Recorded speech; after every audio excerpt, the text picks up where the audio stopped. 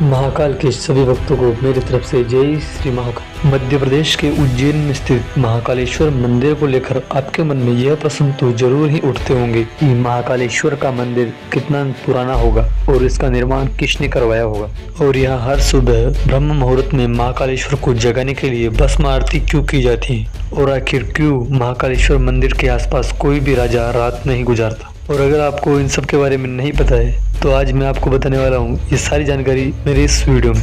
दरअसल महाकालेश्वर ज्योतिर्लिंग को लेकर दो कथाएं प्रचलित है और यह तीसरा ज्योतिर्लिंग भी माना जाता है। मैं आपको उन दोनों कथाओं का विस्तार से वर्णन करने वाला हूँ।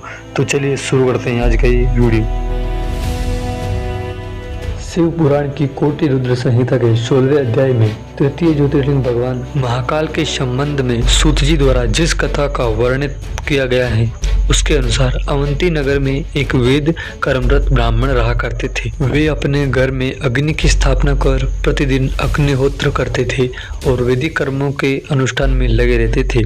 भगवान शंकर परम भक्त वह ब्राह्मण प्रतिदिन पार्थिव लिंग का निर्माण कर शास्त्र विधि से उसकी पूजा करते थे। हमेशा उत्तम ज्ञान को प्राप्त करने में तत्पर उस ब्राह्मण देवता का नाम वेदप्रिय था। वेदप्रिय स्वयं ही शिव जी के अनन्य भक्त थे, जिसके संस्कार के फलस्वरूप उनके शिव पूजा परायण ही 4 पुत्र हुए। वे तेजस्वी तथा माता पिता के सद्गुणों के अनुरूप थे। उन चारों पुत्रों के नाम देवप्रिय, प्रियामेदा, संस्कृत और सुव्रत थे। उन दिनों रत्नमाला पर्वत पर दूषण नाम वाले धर्म विरोधी एक असुर ने वेद, धर्म तथा धर्मात्माओं पर आक्रमण कर दिया। उस असुर को ब्रह्मा से अजेयता का वर मिला था। सबको सताने के बाद अंत में उस असुर ने भारी सेना लेकर अवंती यानी उज्जैन के उन पवित्र और कर्मनिष्ठ ब्राह्मणों पर भी चढ़ाई कर दी। उस असुर की आज्ञा से 4 भयानक दैत्य चारों दिशाओं से प्रलय काल की आग के समान प्रकट हो गए। उनके भयंकर उपद्रव से भी शिव जी पर विश्वास करने वाले ब्राह्मण बंधु भयभीत नहीं हुए। अवंती नगर के निवासी सभी ब्राह्मण जब उस संकट में घबराने लगे तब उन चारों शिवभक्त भाइयों ने उन्हें आश्वासन देते हुए कहा, आप लोग भक्तों के हितकारी भगवान शिव पर भरोसा रखें।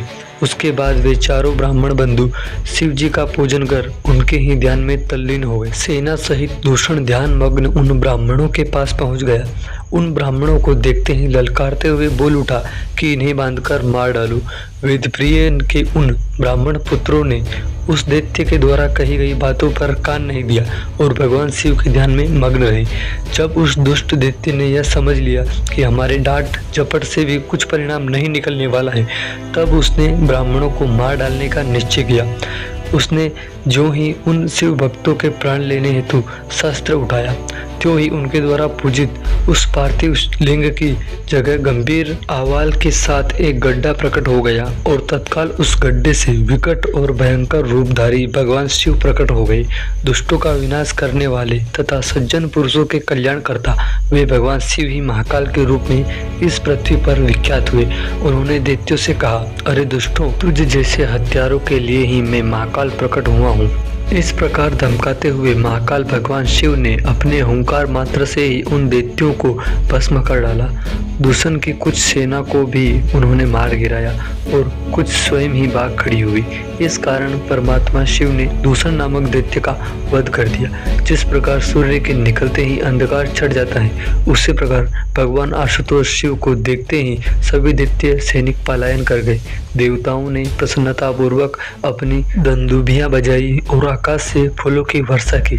उन शिव भक्त ब्राह्मणों पर अति प्रसन्न भगवान शंकर ने उन्हें आश्वस्त करते हुए कहा कि मैं महाकाल महेश्वर तुम लोगों पर प्रसन्न हूँ, तुम लोग वर मांगो। महाकालेश्वर की वाणी सुनकर भक्ति भाव से पूर्ण उन ब्राह्मणों के हाथ जोड़कर विनम्रता पूर्वक कहा, दुष्टों को दंड देने वाले महाकाल शंभु, आप हम सबको इस संसार सागर से मुक्त कर दे। हे भगवान शिव, आप आम जनता के कल्याण तथा उनकी रक्षा करने के लिए यही हमेशा के लिए विराजी। प्रभु, आप अपने दर्शनार्थी मनुष्यों का सदा उद्धार करते रहे। भगवान शंकर ने उन ब्राह्मणों को सद्गति प्रदान की और अपने भक्तों की सुरक्षा के लिए उस गड्ढे में स्थित हो गए। उस गड्ढे के चारों ओर लगभग 3-3 किलोमीटर भूमि लिंग रूपी भगवान शिव की स्थली बन गई। ऐसे भगवान शिव इस पृथ्वी पर महाकालेश्वर के नाम से प्रसिद्ध हुए और कहा जाता है कि दूषण नामक राक्षस से सभी की रक्षा करने के पश्चात राक्षस की राख से अपना श्रृंगार किया और सदैव के लिए वहां बस गए और तभी से उज्जैन के महाकालेश्वर मंदिर में ब्रह्म मुहूर्त में भस्म आरती शिव जी को जगाने के लिए की जाती है। पुण्य सलीला शिप्रा नदी के तट पर स्थित उज्जैन प्राचीन काल में उज्जैनी के नाम से विख्यात था। इसे अवंतिकापुरी भी कहते थे। यह भारत की परम पवित्र सप्तपुरियों में से एक है। प्राचीन काल में उज्जैनी में राजा चंद्रसेन राज्य करते थे। वह परम शिव भक्त थे। एक दिन श्रीकर नामक एक 5 वर्ष का गोप बालक अपनी माँ के साथ उधर से गुजर रहा था। राजा का शिव पूजन देखकर उसे बहुत विस्मय और कौतूहल हुआ। वह स्वयं उसी प्रकार की सामग्रियों से शिव पूजन करने के लिए उत्साहित हो उठा। सामग्री का साधन न जुट पाने पर लौटते समय उसने रास्ते में एक पत्थर का टुकड़ा उठा लिया। घर आकर उसी पत्थर को शिव रूप में स्थापित कर पुष्प चंदन आदि से परम श्रद्धा पूर्वक उसकी पूजा करने लगा। माता भोजन करने के लिए बुलाने आई, किंतु वह पूजा छोड़कर उड़ने के लिए किसी भी प्रकार तैयार नहीं हुआ। अंत में माता ने चिल्लाकर पत्थर का वह टुकड़ा उठाकर दूर फेंक दिया। इससे बहुत ही दुखी होकर वह बालक जोर जोर से भगवान शिव को पुकार कर रोने लगा। रोते रोते अंत में बेहोश होकर वह वहीं गिर पड़ा। बालक की अपनी प्रति यह भक्ति और प्रेम देखकर भोलेनाथ भगवान शिव अत्यंत प्रसन्न हुए।